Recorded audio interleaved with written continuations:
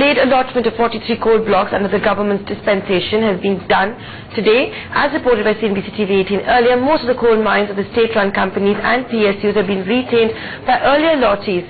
NTPC retains most of its coal blocks in Jharkhand and Odisha, as 42 coal blocks are meant for the power sector.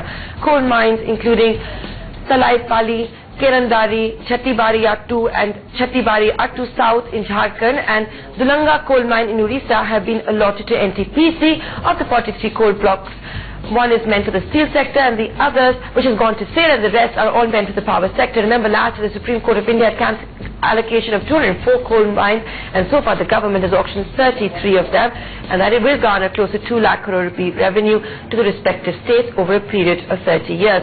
My colleague Anshu Sharma earlier in the day caught up with Coal Secretary Anil Swarup and started by asking him about the fate of the non-auction mines. Listen in to that conversation.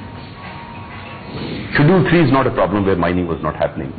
In Schedule 2, wherever the mining was happening and the auction or allotment could not take place, they have been allotted to Coal India so that the mining can continue after the 31st of March.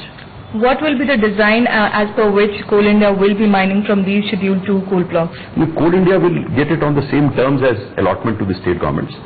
So they will pay the royalty and the base amount that will be given by them to state governments, and they will continue with the mining process. When can we expect the third phase of coal auction, and how many coal blocks will be up for bidding? The notification for the third tranche of auction should be in third week of April, and there's a likelihood of about 16 to 24 blocks to be put on auction. 16 to 24. What will be the reserves we are looking at for the third phase? Anywhere between 80 and 100 million tons.